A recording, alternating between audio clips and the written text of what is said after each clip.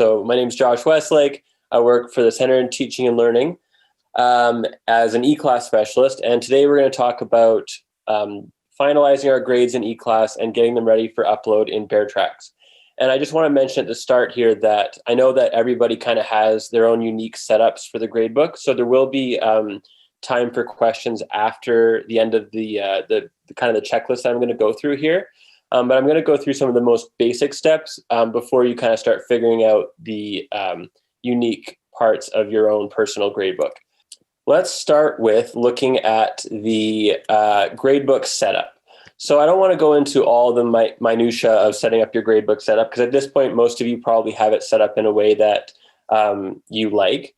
But I'm going to just go over a couple of things here in preparation for finalizing your gradebook. So here's my gradebook setup that you can see in front of me here.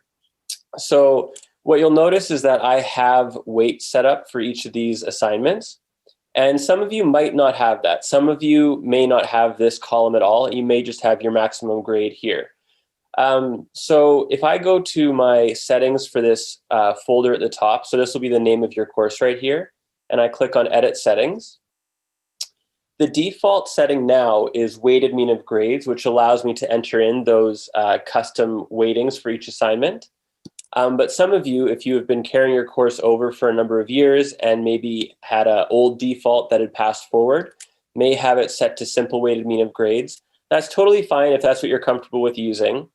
So if I save the changes here and come back to this page, the thing you want to make sure is that if you're using the weighted mean of grades, which means you have these columns here, you want to make sure that these columns add up to 100% and match your syllabus. So in my example here, my outline's worth 10%, my presentation's worth 20, these two are worth 20, and the final is worth 30, and that's totally fine. This maximum grade, it doesn't matter. It's this percentage here that is going to correlate to your course total. If you have the simple aggregated mean of your grades, that means these weights are gone and your maximum grade matches to your percentage that each assignment is worth. So if this was simple weighted mean of grades and this first assignment had to be worth 10%, I would make this grade here out of 10. But we're going to work using the weighted mean of grades. So I've made sure that all of my calculations here add up to 100 and they match my syllabus. The one other thing I want to look at on this page before we move on to the grader report is a setting that you can find in the same place we just were, under Edit Settings at your course level. I'm going to click on that. And it's this setting right here called Exclude Empty Grades. So by default, this is checked. And what that means is if a student doesn't have a grade entered for a specific assignment, so it'll show up just as a dash in your grader report, that means that that assignment is not counted towards the total at all. So for example, a student completes the first assignment of the year, gets 100% on it, doesn't do anything the rest of the year, you didn't enter in zeros for their other assignments, their course total would be calculated as 100 because the one assignment they did, they got 100% on. If you uncheck this, those empty grades, the dashes in your grader report, those count as zeros. So if someone got 100% on the first assignment and that assignment was worth 10%, their total for the course would be 10% because they still have zeros and everything else. So the reason I want to bring this up is just for you to make sure that when you're finalizing your grades, if you have this checked, you need to make sure that you are entering in zeros for any students who missed assignments. Maybe they just didn't hand anything in at all. You want to make sure that you're actually entering in the zeros for those grades.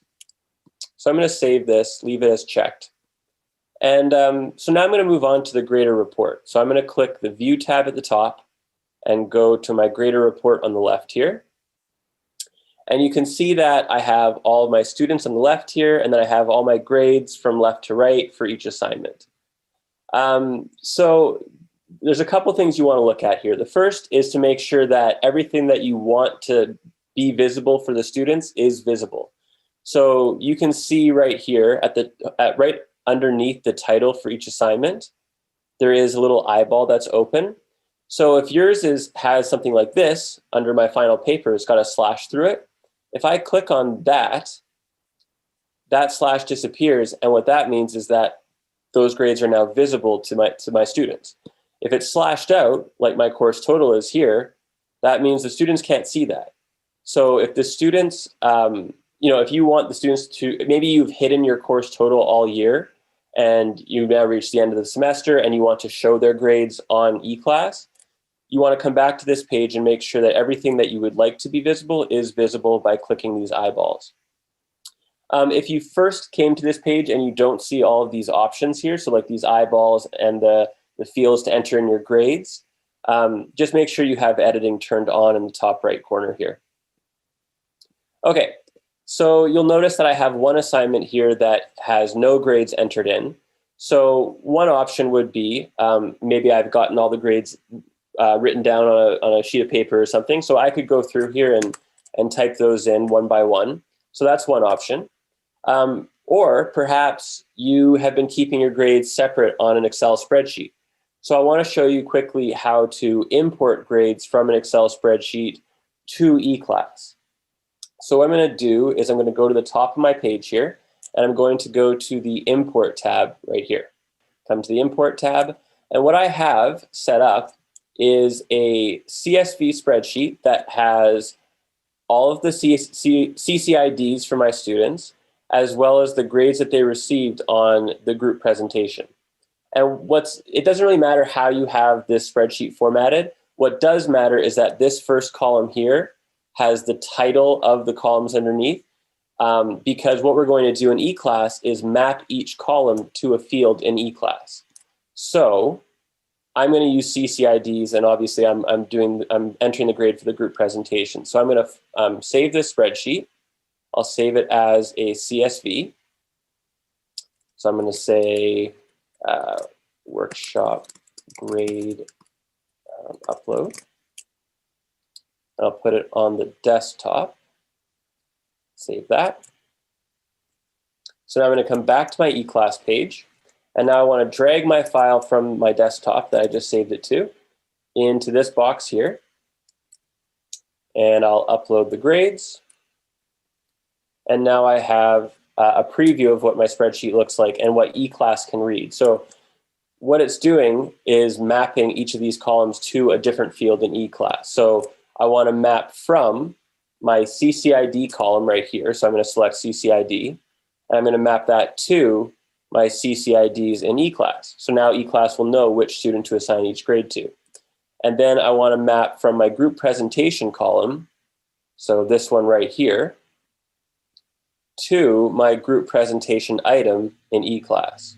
So I'm going to select my group presentation item and click Upload Grades. Grade import success. I continue, takes me back to my grader report, and now you can see that my grades have been entered for my group presentation. Okay, so now I've made all my grades visible, except for this one here, but that's a quiz, so that's handled a little bit differently. But that's for a different workshop. So you have your course total entered, everything's done. If you do have a student who had some excluded assignments, or maybe you're handing out a few bonus marks, you can always just override the course total by clicking on it and typing in a custom grade. That's totally fine. And in some cases, when you're making adjustments for one or two students here and there, it's maybe easier to do it manually rather than trying to figure out the calculation in eClass. So now that I'm ready to get my grades downloaded and entered into Beartracks, the first step is making sure that my letter grades are accurate. So depending on what kind of class or how your faculty or department calculates your letter grades, you may want to do this in different ways.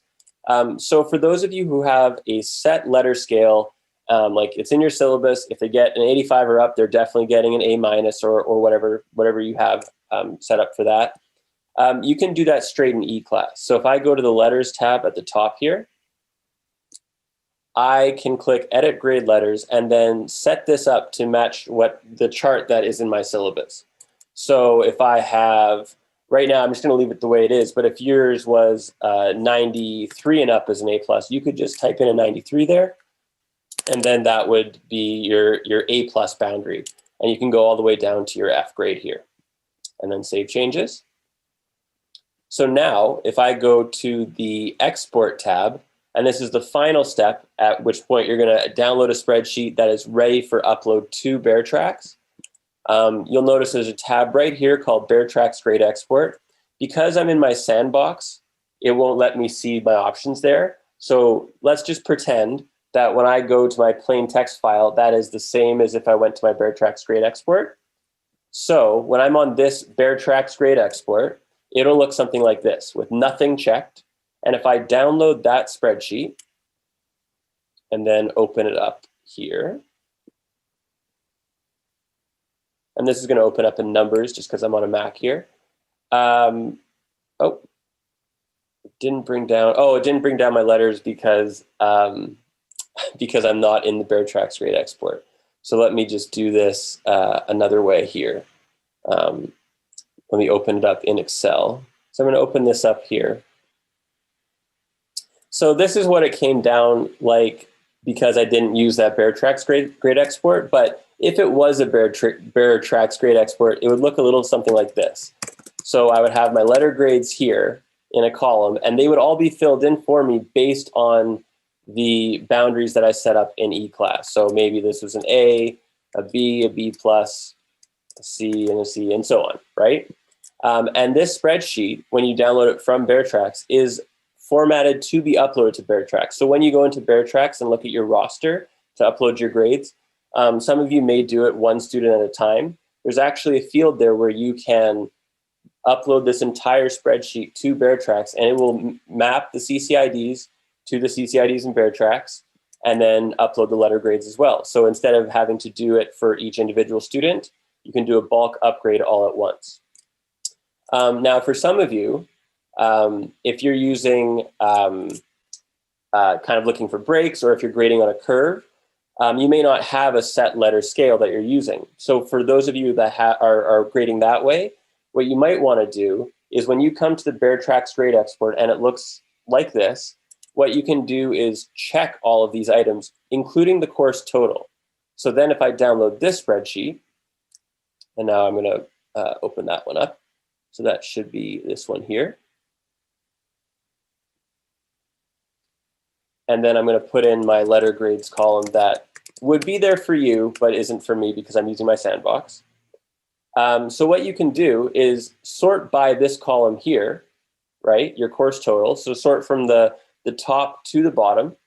And then what you can do is enter in. So for the first student, you could enter in A+, and then drag that down to the point where that boundary stops. So if you're looking for breaks, maybe it's from a 98 to a 95 as an A+. So you find your last student who has a 95, drag that A+ down for them, and then your next boundary starts at an A, and then you would drag that down to the last student who receives an A, and move through the letters that way. And then once you save this, and again, you have to save it as a CSV, now this spreadsheet is ready for upload into Beartracks.